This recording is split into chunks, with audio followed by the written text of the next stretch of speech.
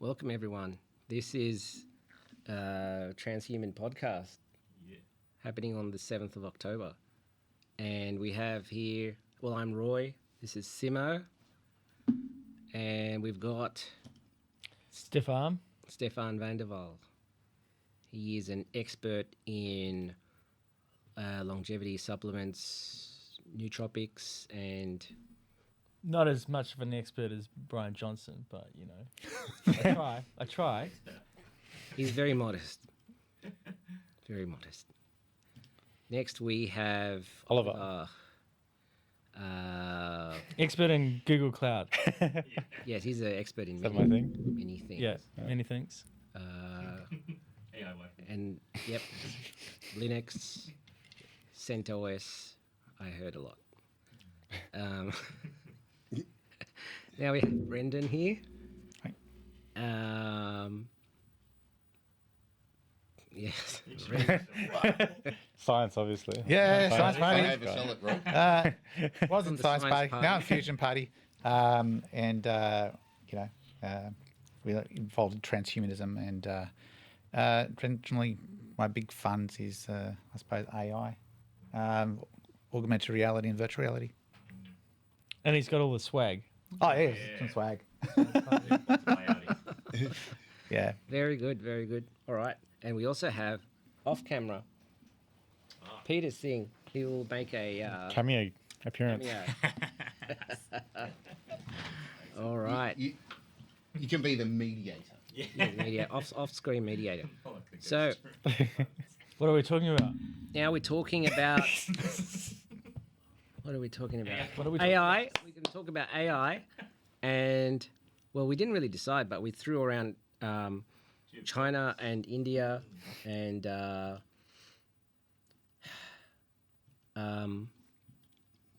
what was that other thing that we were going to? Whatever you guys want to Geopolitical stuff like the election. So let's take it away. Okay, AI. I don't know. Someone else can talk about AI. Oliver. Yeah, Brent. Ollie can start. Yeah, I don't know. What do you want to say about it? Yeah. Okay, Brent. I think the really interesting thing that's going to happen, and I've been reading a bit about this, is the exponential nature of growth in technology and the pace at which things are starting to evolve. I think it's very hard for us as humans to conceptualize exponential growth and runaway growth. And I think there's predictions which we were making to happen around 2040 and 2050, which are more likely to be things now that we're going to have by 2030. And I think that's one of the really interesting things that's starting to happen, really happening in this space, is kind of AI as that accelerator of AI development. And I think once that's kind of solidified as where we've got the AI tools helping us to further enhance AI, I think we're going to have a runaway exponential growth, which is really hard to conceptualize, but I kind of see it starting to happen already. I don't know. I guess I'm the pessimist. People have been talking about runaway self-bootstrapping AI for what? Like Ray Kurzweil was talking about it, 20 years ago? Are we actually any closer with LLMs? Like playing devil's advocate. Okay, yes, we've got some generative AI. That's not anywhere near kind of self-bootstrapping, right? Yeah, but now we've got. Oh, go on. Yeah. Okay. Well, I was just going to say, 2022. If you were to ask most people, well, pretty much all, let's say, people who are in, say, AI, VFX, whatever, in 2022, that scene in The Running Man. You know that scene in The Running Man where they had Jesse Ventura and Arnold Schwarzenegger? And they said, okay, let's see a dance. And they superimposed Jesse Ventura killing Arnold Schwarzenegger. I'm not sure if you remember that. But what's that got to do with runaway recursion of bootstrapping AI? I mean, it sounds great, but... All right, I'll try and join the dots. So in 2022, that was just fantasy, complete fantasy. And in 2023, I could look at that objectively and go, oh, yeah, that's doable now. So, and there's that thing that... that stat, the first 3 quarters of 2023, there's more breakthroughs than since the turn of the century. I keep hearing that on Twitter. It's always like so many breakthroughs every time I want to do something in AI startup land. Like it's already outdated, or I've been working on something that someone else is now already kind of completely, whatever. But then, how is that actually impacting my life in any way? Like all of That's this true. runaway. That's true.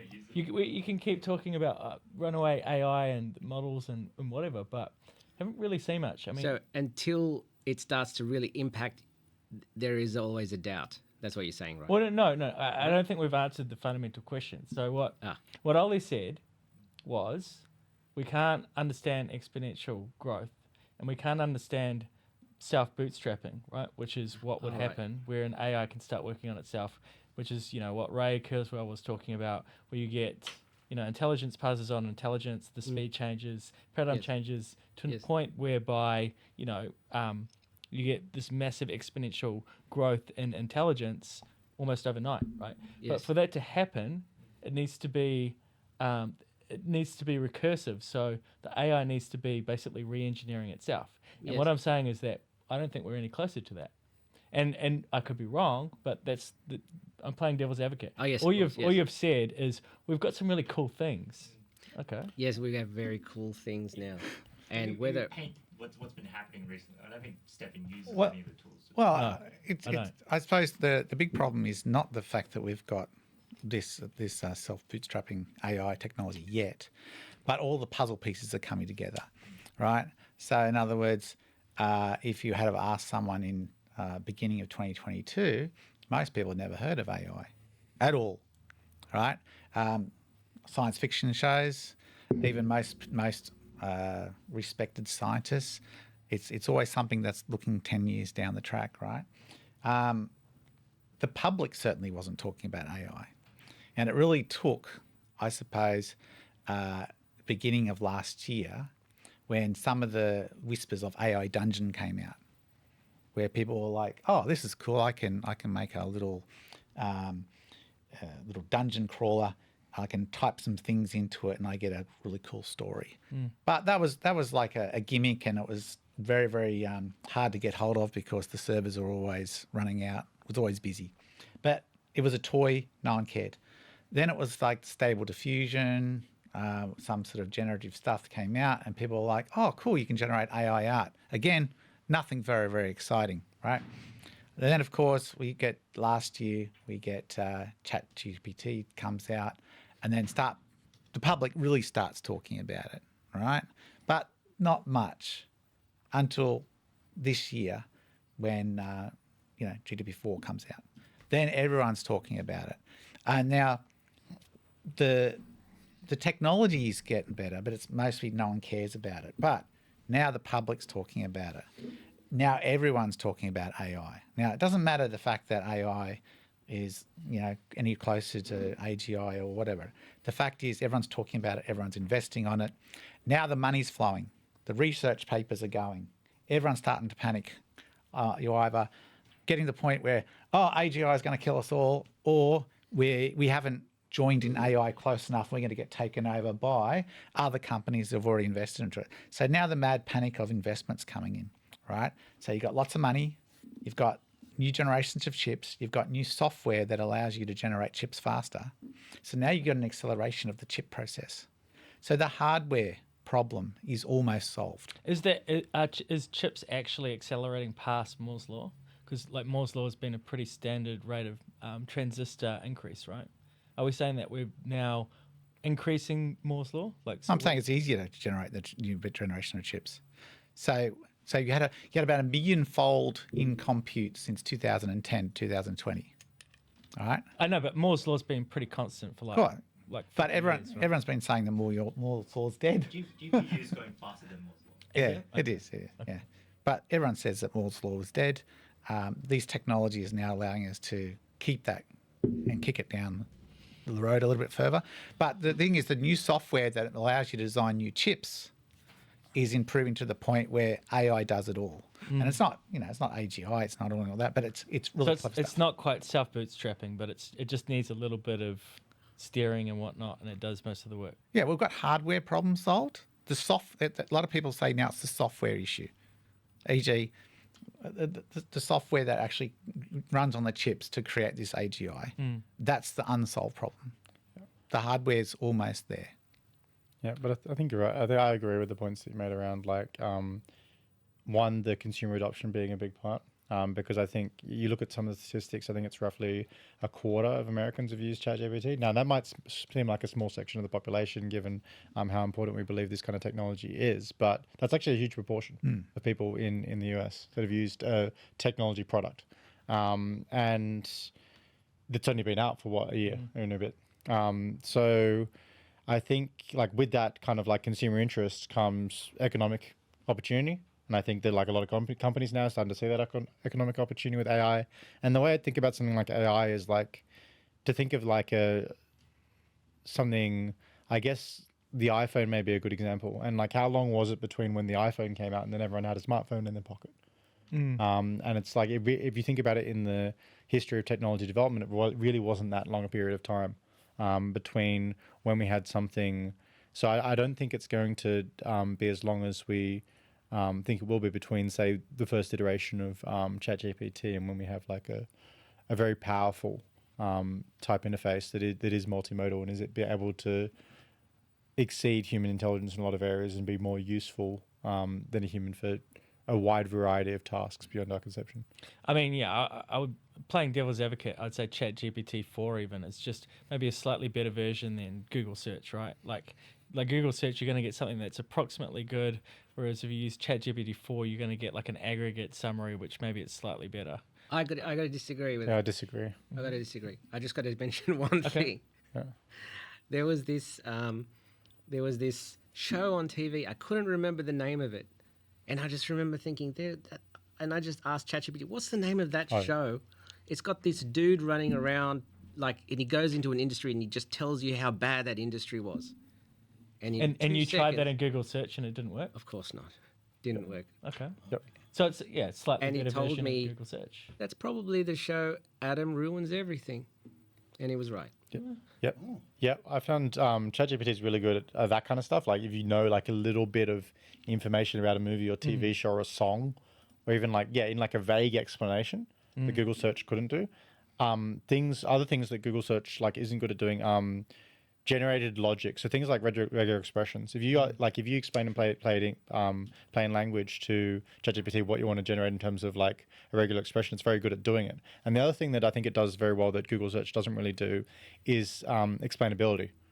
So if you like ask something like ChatGPT for a piece of analysis to like read a document and then come up with use these metrics to come up with an aggregated risk score, it'll explain its entire decision-making process in coming up with that score, which I think is really important. Which is something where with a lot of the AI models that was kind of like boxed out for a period of time, but with GPT, that explainability is, I think, problem is starting to be solved. Yeah. Okay. So we've got more awareness in the public, leading to more investment, and we've got a slightly better version of Google search. Sorry, like something. And think about it now. Peter, I think you were saying GPT-5's out now, or the 4.5 is coming. 4.5. Right now it's GPT-4b. 4V. Yeah, but so you think about it, how many versions of GPT have we had since the conception? It's been at least 3. Yeah, already in the space of about a year. So. Yeah. No, I mean I use ChatGPT 4 for just random stuff like looking up what's the admin I need to do for this thing, or it's like pretty good. Yeah, but It's large language model. Yeah. Counts large multimodal. multimodal. What does that mean? See and hear. And Multimodal. Use Multimodal, voice, yeah. images, Yeah. videos. We mix a number of models together. An accurate thing of that, where some guy tried it, when they used to try getting GPT 4 to actually do mathematics, it wasn't very good at it. Anyway, this other guy or scientist, he decided that how his children were learning things like concepts, and they just had mathematics books. So he was able to then scan mathematics books, the pictures, as well as the words into the And it learned it. into thing, and it learnt by looking at the combination of pictures and the mathematical concepts, and it was able to actually understand more mathematical concepts than it was actually trained on. Did it need the answers in the back of the book as well? Or how did it, I actually don't know. You gotta go to the back, Yeah. right? If I remember. But it was able to reason problems it hadn't seen before because it had a mechanism of actually saying the mathematical concepts with pictures and diagrams, right? And just like we use diagrams, graphs, and things like that to help us reason, the machine stuff was actually using those things to learn. But at the moment, the AIs are just like Helen Keller. They're just learning through language. So it's amazing that they can do what they're doing. Yeah. Oh, by the way, this is the prompt that I. So what is the name of that TV show where some dude takes an industry and debunks it? Nice. Yeah. That's pretty good. Yeah, you don't have to give That's it much. minimal information. And that's GPT 3.5. Yes. Yeah. So would you guys say with ChatGPT, if that's the most, from my perspective, the most known that's out there, if AI works on sort of machine learning, if that's the one the majority of people are using, therefore it has more of a database to grow, therefore it should be more accurate, or is that not? They're static models, so they don't learn based on what you do it. They're static models. Pre-trained. Oh, so it doesn't matter the amount of people who are using it. No, I mean I'm sure They could use that they data would use that later and on. train it for the Yeah, next exactly. generation, There's right? two components. There's the base model, Yeah. Yeah. and Yeah. then there's the fine-tuned. They train every 2 weeks. Yeah. And this is actually where I think you end up with, all the talk around Gemini and what Google's going to Yeah. do. And I think this is where, especially when you think about multimodal capability, that's where they get a huge advantage. So if you think of the ecosystem of all the variety of Google products that have been running for a long period of time, that cover everything from like voice to image to video, that's where they start to get a huge advantage. Because you look, some of the big training grounds for things like ChatGPT, right, were like Reddit posts, like purely text medium. Whereas you look at the wealth of different data sources that Google has availability to, location as well being another one. Yeah. You could think of like some sophisticated applications of like different modes that you could have, provided you had the appropriate training data. Well, I guess you've been working with a lot of the Google stack for your kind of startup ideas, right? Like the AI stuff. So how does it, like, what kind of stuff are you using, or what can it do? So I don't think the LLM capability that you get within GCP is quite on the level of GPT now, but I think with the release of Gemini it will. So Google's not at GPT, but what Gemini is, what, the next version? The next iteration, yeah. The next AI. version, yeah. Okay. So what's the one at the moment? It's called Bart. Palm 2. And Bart. Oh yeah, Palm. The ChatGPT. Yeah, Bart is really Bart is really just an interface on top of Palm Okay. 2. And then So Palm, Bart is the API layer or something. yeah, so Palm 2 you've got different sizes. I think they might have released Unicorn now. I think I read about it, but before it was Bison and a few different sizes. But Which one have you been using? I was using Bison, which was Bison. a size on Palm 2 with like a 16K context window and a kind of like a GPT 3.5 equivalent. Because GPT-4 is what, 32K context, right? Yep. Yeah. And I think Not that- by default. Yeah. Right? 8K. so you do have a 32K. Yeah. So the context window defines its capability, right? And they've limited the context windows because of GPU shortage at the moment, right? So next year, actually this year, all the H100s are coming online, which are the NVIDIA chips, right? Next year, the MI300s from AMD and also Grace Hopper is also coming out. It's from NVIDIA. So there'll be enough compute to actually start opening up some of the context windows, which means you can actually train or use longer context, which you get much better answers with a larger context window. The thing about the context windows though that I'm still not completely sure about is, so like to accurately deliver a result for a large context window, we need to have large context windows within the training set, right? To modify the behavior. So I question, like, as we get these very large context windows, will there be enough training sets to ensure like an accurate answer? So it's one thing I'm not sure about, because I did notice like the larger you do use a context window in LLM, like the increased chance that you can have odd behavior that's unexpected. LongNet, they try to do that with 1 million context windows. Yeah. Yeah. Oh yeah, they expanded it. Yes. So how would you guys describe the difference between AI and machine learning? They are different because Same. is it different terminology for the same I thing? don't know. Like, Oh, if AI I is was part of it. if I was simplifying these like ChatGPT or whatever, Yeah. it's just machine learning next best word, right? A next best word algorithm. It's not actually thinking. It's not like doing any reasoning. It's just doing text transformation. Like if this is the prompt, then this is the text that follows, and Okay, it's yep. and then the model is just training what the best word is to put next in the list of words that you're showing. Right. Okay. Yes. Yeah. So there's no thinking. It's just text. It's just a Yep. text. Yeah, but generation. could you do you think that our thinking playing operates any devil's differently though? I don't know. I think we did philosophy last time. I gotta say.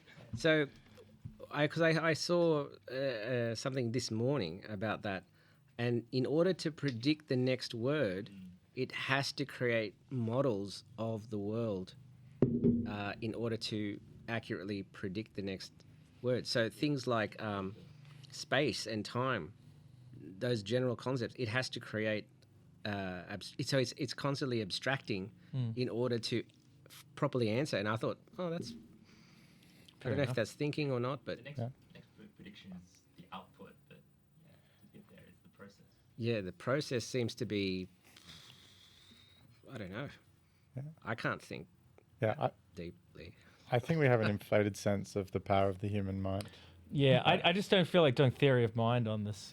But like, yeah, Oh, yeah. probably. I mean, you're probably right. Like most of what our processes are just predictive, right? And then there's a thin layer of like what we perceive to be as like an observer agent on top of it. But I don't know. Like, The action component. Yeah. Yes, there's a what do you call it? Human exceptionalism. I don't know if that's the term. It's like there's something special about us. The humanists. Oh, because we're humanists.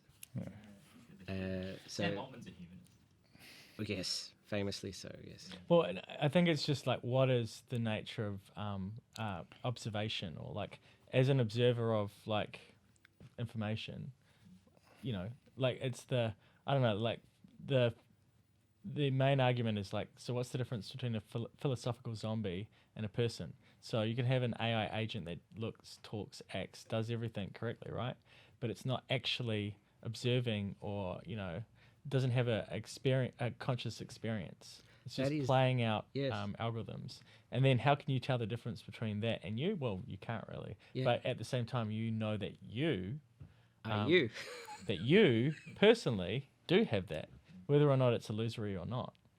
And the other thing is, you can't tell whether anyone else Yeah. has the same experience as you. Yeah, it's Rene Descartes. What is it? Descartes, yeah. Yeah. I think, therefore I am, maybe. No, No? it's something about the demon. Something. I can't remember. Yeah. But the question is, does it matter? No, That's right. Well, It only matters to us that we're living. Well, Everyone else can be. no, zombies. I mean, it only matters if you can't actually self-bootstrap without being consciously aware, right? In which case, it would limit the speed at which some kind of AI system could like recursively improve itself, which is But- may or may not matter. But can humans self bootstrap Can we modify our behavior to improve? without stimuli? Without stimuli. Probably not. Not without stimuli. No. Yeah, exactly. Well, I'm saying so that I think that in the same way that, provided you had enough multimodal capability and the variety of different inputs which are available to humans to improve our thinking and modify our behavior, then I don't think anything that differentiates humans, provided you had an AI with the same capability, to do the same thing. Yeah, I guess let's just agree to disagree. I kind of think like us as conscious agents are going to become the most valuable thing, because the most valuable thing will become The scarcest attention. thing. If AI, what do you call it? AI, what's it? Generative AI. If generative AI can spit out as much information as you can, infinite amounts of information can be generated through AI, then the most valuable commodity would be conscious observation or attention to it. But I could be wrong. You could be right. Yeah. So, as things become less scarce, their value could potentially plummet to an extent. Human consciousness. Well, that's like Yeah. Oh, that's right, what I'm right, saying. right, I I'm see, saying yes. human consciousness would then become the scarce commodity. Ah. I could be wrong. that's like how, like with say like the proliferation of Wikipedia and all the information available on the internet, it's like it became less useful to remember things because So- now you can always search them, right? True. Also, in the new economy, then, if there's an age of abundance and you have so many cars, computers, food, whatever, Even just information goods. and information, In the new economy, attention is yes, the scarce commodity. and potentially people with money to buy stuff. Potentially, but just people to experience things. So we would need UBI, and just so we can go spend the rest of our lives. Well, or just react to content. Isn't that what it is? Isn't that starting to exactly, happen now? We exactly. just I react to think your content. If you're thinking UBI, you're thinking about like purchase of physical goods. Like really, all that AI needs is reaction. Like how do you react to content? That's probably all it needs, right? You can get that from BCI. Like You don't even need BCI. You just you just need screen tracking and like or BCI would be like the icing on the cake. But yeah. so then all you need is you reacting to content. Right. So every weekend, or as the weekend approaches, I'm thinking I want to go to a club with the State Puff Marshmallow Man and something else, and then someone else will think, you know what, I'm having roughly the same idea, except I want Wonder Woman to be swinging, with some sort of, I don't know, and you eventually get just shuffled into the perfect weekend because you and like 50 other people were thinking of it, and then it just gives it to you. This is what you were thinking about during the week. You 50 people go and have this experience. And because it's shared consciousness, that's what you want, because it's no use having that all by yourself. The So- algorithm influence you to think that way. That's just Snap. No, but I mean, when you go post scarcity economics, that's a new term, post-scarcity. ah, I like that one. I like that. So it's good. right, and that's why I was against NFTs when they came out, right? Because it's like we're talking about transhumanism, we're talking about post scarcity, we're eliminating all the scarcity in the world, and then we bring in NFTs to actually create that scarcity and lock everything. Yes, now. Yeah. And can you imagine EA grabbing hold of that and right, monetize everything, right? So we want to do the opposite. We want to make sure everything's democratized, demonetized, bring effectively the price to zero, so that the world can live in abundance. And then, of course, that theoretically gets rid of some of the predatory behavior of corporations and things like that, right? So then we have to worry about the environment for once, right? Because that's all we've got left, right? And then I suppose we've got somewhere to live. We're going to make the environment that we're going to be living in something that's nice to live in, especially if we get the longevity research and things like that. So not much good trying to live in a world where runaway climate change or something else, kills. What stuff. about if you are plugged into like the Matrix, kind of, actual some sort of computer simulation where there's literally, well, for all intents and purposes, unlimited everything, and you can compress time, so you could live I'm bringing Inception here. You could live 1 year, 50 years for every second or whatever, and so you have the potential to live millions of years. So, Yeah. Book Permutation City. okay. It's something like where they actually put people into computers and then they think about exactly how to downclock it so that they can actually run multiple instances of these things. And effectively, they're right. But of course, then you're not aligned with the real time because you're slowed down. Well, I mean, we can do all this sort of stuff. I mean, that's the concepts of the Matrix and stuff. But the problem is we still need a physical world for that system to live in, right? Right. It's not very good if we're under 50 feet of water or something like that, right? Well, there's this. Good water cooling for the GPUs. True. That nature's pretty good. And the robots. Oh, yeah. Robots don't need their own total cooling. Yeah, exactly. Yeah. Well, they were saying that any advanced civilization would eventually go dark. In that, when you have all that technology available to you, you won't need to Emit light. inefficiently experience the universe the way we're currently living. It is grossly from a thermodynamic, from an entropy point of view, it's very inefficient. So. Yeah, yeah. I mean, John M. Smart thinks advanced civilization miniaturizes itself and migrates into a black hole because it's one of the more efficient ways of, I don't know, energy compute or something. Well, then you're up with the questions of things like, is bacteria more advanced life form than us? Oh, wow, yeah. Maybe. Maybe Is that the end? More Is than that the we end do. state? To survive? Does it All matter? right. Well, Yeah. I don't know. Well. We're just Homo sapiens sapiens. Yeah, well, there's the virtual reality. You know, people can go into virtual reality, and that was the other concept, right? People just live in virtual worlds or just get uploaded into some machine.